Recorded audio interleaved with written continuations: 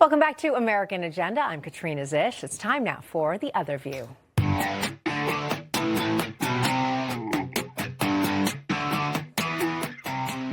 The wife of California Governor Gavin Newsom, that would be Jennifer Siebel Newsom, is taking aim at President Trump, characterizing his recent firings of former DHS Secretary Kristi Noem and former Attorney General Pam Bondi as a, quote, war on women.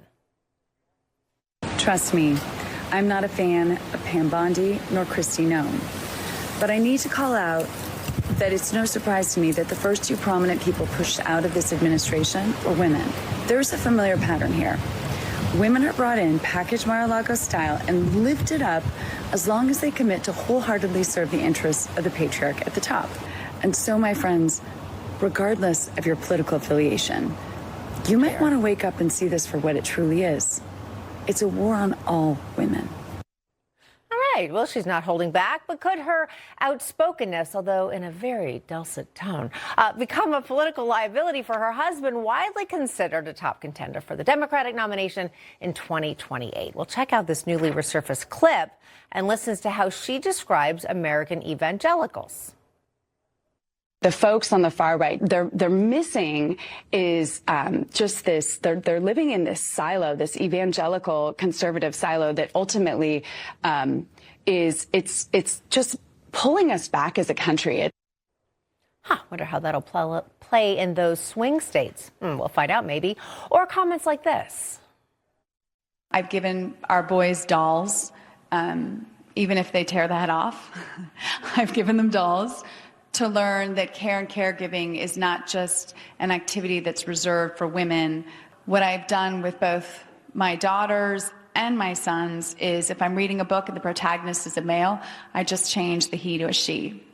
And it just normalizes for my sons in particular. I don't even just do it for my girls. I do it for my sons because I want them to see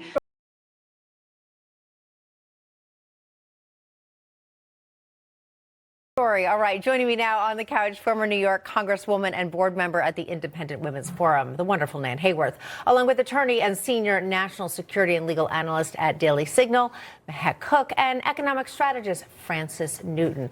Boy, oh boy, she is an interesting one. You can kind of tell how they're both sort of trying to figure out what their personas will be on the national stage. I'm not going to say whether they're succeeding or not, but Nan, you know politics pretty well. You've been there. What do you think about Mrs. Newsom? Well, certainly people who have been called vacuous can now breathe a sigh of relief because she's going to make them look profound.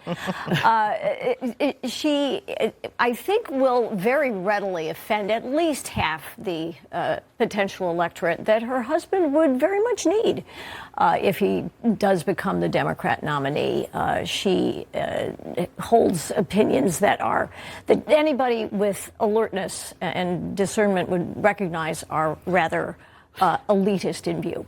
She seems to be, again, and we see this, I think, a lot with more extreme Democrats and liberals, that they accuse Republicans or conservatives of exactly what they're doing. She was talking about sort of being in this echo chamber. And then you cut to listening to, oh, well, I gave my boys dolls, and if there's a story where there's a protagonist male, I change it to a she. Why does it need to be so complicated? I think. I mean, it's almost like I was confused even by what she was saying. So I was like, how does that work with pronouns in those stories? And I just gave up. But she's trying way too hard to be quote unquote woke.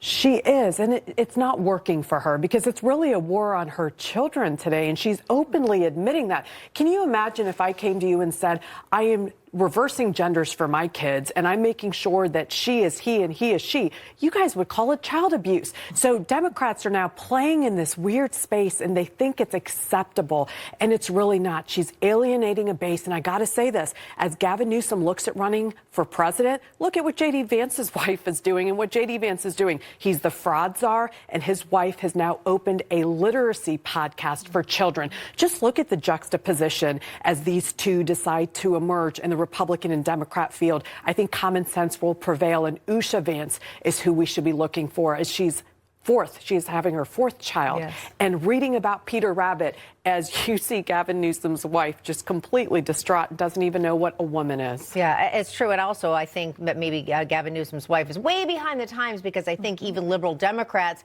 kind of have said, all right, enough of that stuff. It's a little bit even too weird for us. But I want to get to this. While discussing efforts to regulate big tech at the 2024 Common Sense Summit, Newsom's wife highlighted what she calls, quote, dangerous behavior of young boys who spend time online. Fair, right? Here's what she said. Boys that spend time online are moving a little bit, I'm